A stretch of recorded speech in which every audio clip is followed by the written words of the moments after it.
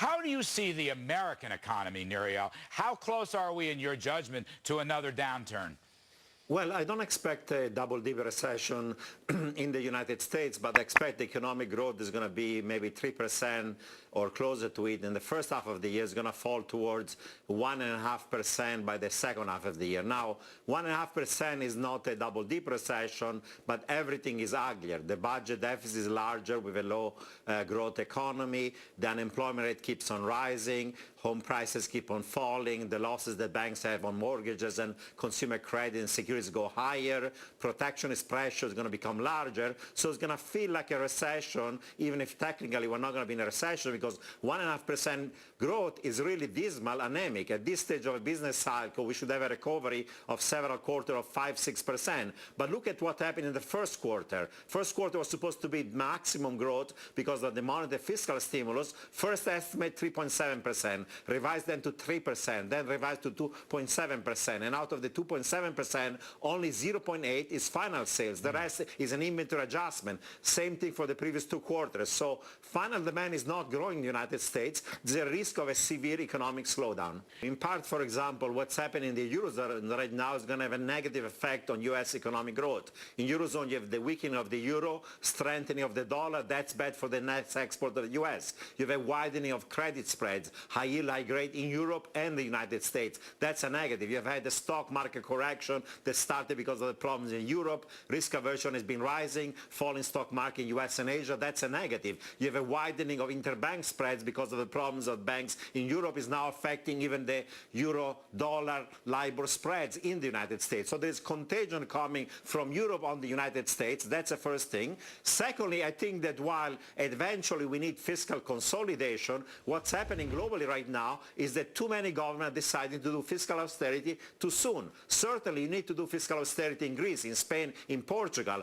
but countries like Germany, like Japan, like China should be doing fiscal stimulus. Even the United States, in my view, should eventually reduce its budget deficit, but in short term, taking away the fiscal stimulus when the recovery of private demand is still weak could lead us back again into recession and deflation. So we have to time the fiscal austerity to make sure it doesn't occur too soon. Otherwise, we'll be falling in another recession. I'm expecting a slowdown of economic growth. Now, the corporations are flush with cash because they become lean and mean and slash cost and labor cost, but my cutting cost is the labor income and demand and consumption of somebody else. First observation. Secondly, in spite of this recovery in profitability, firms are not going to do a lot of capex spending because during this recession, capacity utilization fell to 65%, the lowest in any recession. Even now is up to 74. 1/4 of capacity is not utilized. So why would firms want to do a lot of capex spending when there is not final demand? What they're going to do with the money? Financial transaction, M&A activity,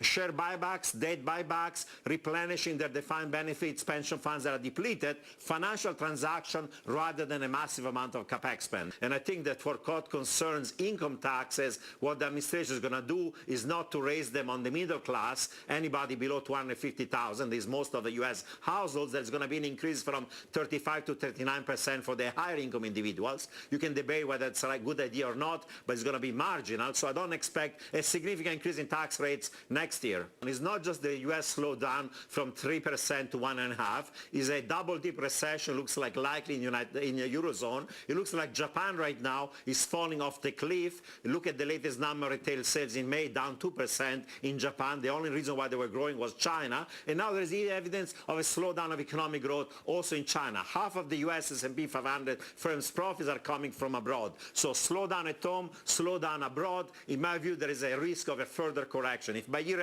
there is a double-dip recession in Japan, the Eurozone, if U.S. growth is 1.5% and Chinese growth goes to 7%, that's going to be a negative for earnings and for the stock market. All right. Thank you, Nouriel, for visiting. We appreciate it. The name of the book is Crisis Economics. Nouriel Roubini of NYU. Thank you very much.